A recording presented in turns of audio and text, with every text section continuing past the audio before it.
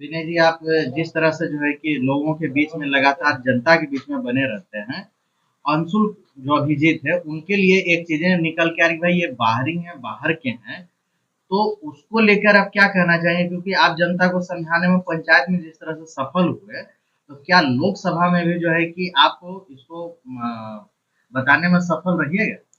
बिल्कुल सफल रहेंगे। जो अंशुल अभिजीत जी का और यह जो महागठबंधन का जो नीति और सिद्धांत है, और ये लोगों का जो मानना है कि वो बाहर के हैं, हम नहीं समझते हैं कि वो बाहर के हैं। वो ऑलरेडी पटना में उनका आवास है, पटना में रह रहे हैं और उनका राजनीतिक पृष्ठभूमि बहुत मजबूत है।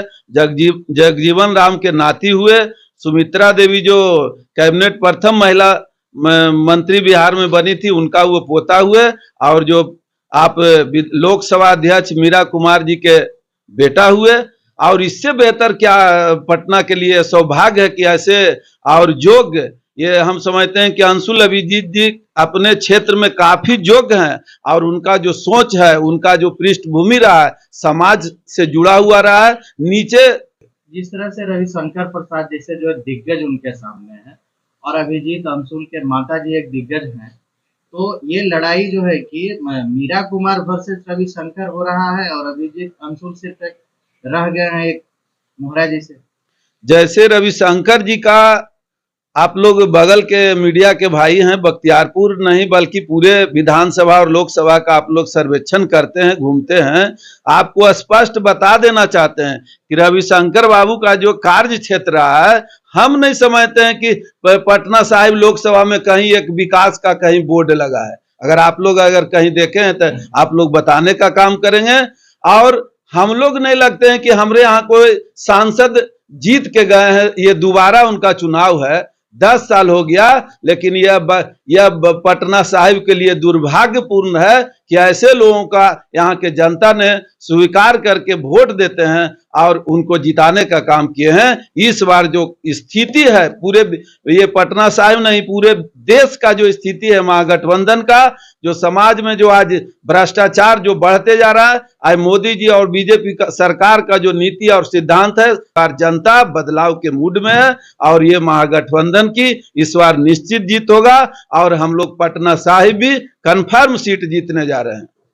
आप जो है कि विनय कुमार उर्फ शेर सिंह के तौर पर आप पटना साहिब के दर्शकों को क्या कहना चाहेंगे इस चुनाव में? सबसे पहले हम आपको बताना चाह रहे हैं कि हम लोग कल अपना स्वराज पार्टी का कार्यकारिणी का पटना के ये बुद्धा पार्क में बैठक करके हम लोग सर्वसम्मति से निर्णय लिए हैं कि हम लोग का जो विचार है, हम लोग को जिस तरह से समाज परेशान है, त्रस्त है, उसके लिए हम लोग कल बैठक करके स्वराज पार्टी निर्णय लिया है। लोकसभा में स्वराज पार्टी पूर्ण रूपेण से बढ़ चढ़ के समर्थन कर रहे हैं, और हमारे जो राष्ट्रीय अध्यक्ष जी हैं सोम प्रकाश बाबू, आज हम लोग का जो बख्तियारपुर में कार्यालय का उद्घाटन है, उसमें हम लोग स्वराज पार्टी और हमारे राष्ट्रीय अध्यक्ष जी भाग ले रहे हैं।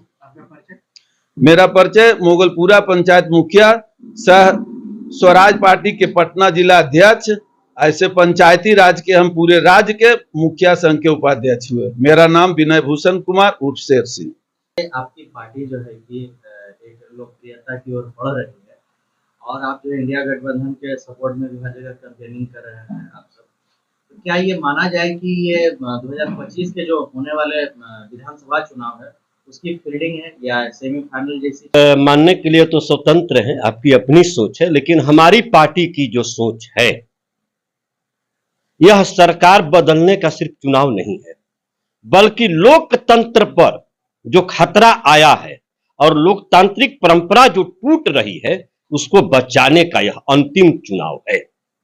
और हम लोकतंत्र के साथ खड़ा है, बाकी जनता का जो निर्णय है कि इंडिया गठबंधन और पटना साहिब में जो चर्चाएं जो है कि एक तरह से न के बराबर हो रही है, इसके पीछे आप किस तरह के कारण? जो वर्तमान सरकार है वह एक प्रोपोगेंडा की सरकार है, यह जुमलों की सरकार है, और यह है पूंजीपतियों की सरकार है।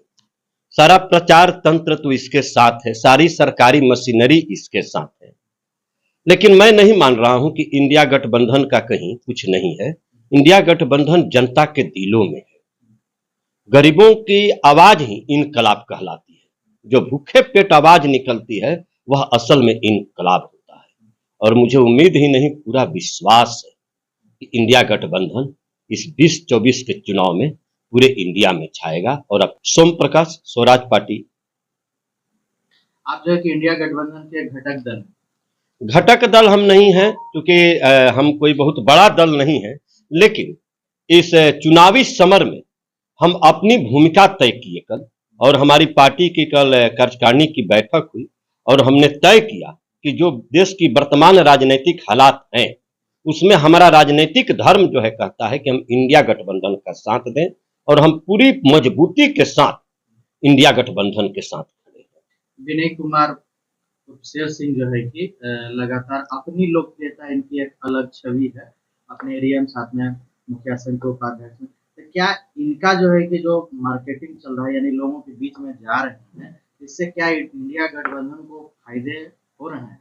निश्चित तौर पर एक आम आदमी से भी फायदा होगा। अगर एक आम आदमी भी मौजूदा सरकार के खिलाफ उठ खड़ा हुआ है, सरकार पर असर पड़े न पड़े, जनता के दिलो दिमाग पर असर अवश्य पड़ता है। और हमारे विनय जी तो एक पंचायत, ग्राम पंचायत के लोकप्रिय मुखिया हैं और पूरे बिहार के मुखिया संघ के उपाध्यक्ष हैं।